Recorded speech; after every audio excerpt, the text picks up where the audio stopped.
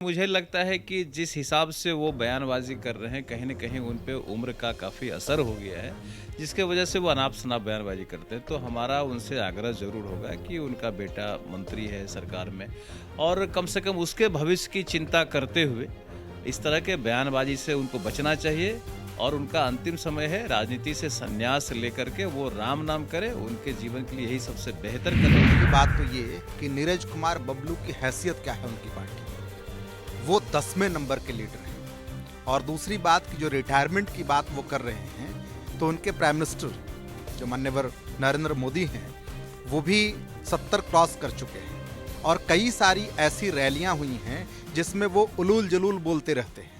तो क्या उनको भी कहेंगे? मैं देवांशु, आप देख रहे हैं न्यूज़ फॉर नेशन। बिहार सरकार के मंत्री नीरज कुमार बबलू ने बिहार के पूर्व मुख्यमंत्री जीतन राम मांझी पर बड़ा बयान दिया। उन्होंने कहा है कि जीतन राम मांझी की उम्र हो चुकी है, उन्हें राजनीति से संन्यास लेना चाहिए। साथ ही कहा कि ये जो वक्त है वो जीतन राम मांझी के लिए राम नाम जपने का है। इस वक्त हमारे साथ बात करने के लिए हम पार्टी के प्रवक्ता शिशिर कौंडेली जी हैं। इतना बड़ा बयान दे दिया है नीरज कुमार बबलू ने, जो बिहार सरकार के मंत्री हैं, क्या कहेंगे आप?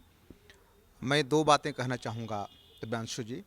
सबसे पहली बात तो ये कि नीरज कुमार बबलू की हैसियत क्या है उनकी पार्टी में, वो 10वें नंबर के लीडर हैं। और दूसरी बात कि जो रिटायरमेंट की बात वो कर रहे हैं, तो उनके प्राइम मिनिस्टर जो माननीय नरेंद्र मोदी हैं, वो भी 70 क्रॉस कर चुके हैं और कई सारी ऐसी रैलियां हुई हैं जिसमें वो उलूल जलूल बोलते रहते हैं। तो क्या उनको भी कहेंगे कि घर बैठ जाएं?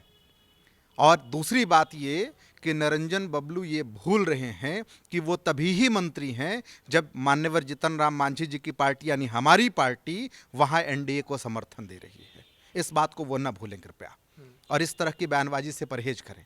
क्या इस तरह की बयानबाजी से रिश्तों में खटास पैदा हो रहा है एनडीए में, बिहार एनडीए में? नहीं, सबसे पहली बात कि निरंजन बबलू होते कौन हैं? इस तरह की बात करने वालों कौन है? वो पार्टी में मंत्री हैं, वन एवं पर्यावरण मंत्री हैं वो जीतन राम मांझी जी के कद के बराबर के हैं क्या? जीतन राम मांझी जी का कद अपनी पार्टी में नंबर 1 है और उनका कद अपनी पार्टी में नंबर 10 है। वो कैसे उस हैसियत में है कि जीतन राम मांझी जी के ऊपर बयानबाजी करेंगे? वो कौन होते हैं बयानबाजी करने वाले? चीजों को समझिए। व्यक्ति अपनी हैसियत भूल जाता है, इस बात की बड़ी विडंबना है। तो इस तरह की बयानबाजी से मुख्यतः भारतीय जनता पार्टी के नेताओं को परहेज करना चाहिए। मेरी तो यही सलाह रहेगी। क्या आपने कहा कि नीरज कुमार बबलू जो हैं वो मंत्री इसलिए हैं क्योंकि जीतन राम मांझी का सपोर्ट है? क्या ये सपोर्ट रहेगा?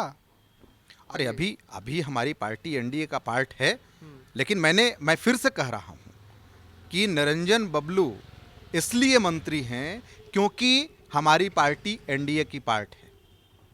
ये कोई जो है वो कहने सुनने की बात थोड़ी ही है, तो कैलकुलेशन का गणित है, उस हिसाब से आप समझ लीजिए। लेकिन जिस हिसाब से उनकी हैसियत है, इस तरह की ओछी बयानबाजी जो है वो नहीं करनी चाहिए। आपकी पार्टी और मुकेश सहनी दोनों मिलकर, यानी कि जीतन राम मांझी और मुकेश सहनी, लखनऊ में 4 या 5 जनवरी को कार्यक्रम तय हो रहा है, प्रेस कॉन्फ्रेंस करने वाले हैं। बीजेपी के खिलाफ चुनाव लड़िएगा यूपी में, तो नहीं लगता है उसका इम्पैक्ट बिहार में पड़ेगा और शायद इसलिए नीरज कुमार बबलू इस तरह का बयान दे रहे हैं? देखिए, आपको जानकारी में हो कई ऐसे राज्य रहे हैं जहाँ जैसे जेडीयू बिहार में जो है वो भारतीय जनता पार्टी के साथ थी, लेकिन जब दिल्ली में निगम चुनाव हुआ तो जेडीयू अलग लड़ रही थी और बीजेपी अलग लड़ रही थी, ठीक है ना। तो जो एक कह लीजिए कि अलायंस जो होता है एक कॉमन मिनिमम प्रोग्राम के तहत होता है, और हमारा बिहार में अलायंस है। ये कोई आवश्यक नहीं कि उत्तर प्रदेश में पार्टी का जो स्टैंड हो बिहार में वही स्टैंड हो, दिल्ली में जो स्टैंड हो बिहार में वही स्टैंड हो, गुजरात में जो स्टैंड हो असर हो गया, अगर असर हो गया, कुछ भी आपने वोट काटा, अगर उसकी वजह से बीजेपी के कैंडिडेट्स कुछ सीटों पे ही सही, 2 4 5 सीटों पे ही अगर हारते हैं, तो ये हुआ ना कि आपने सहयोगी को ही हरा दिया।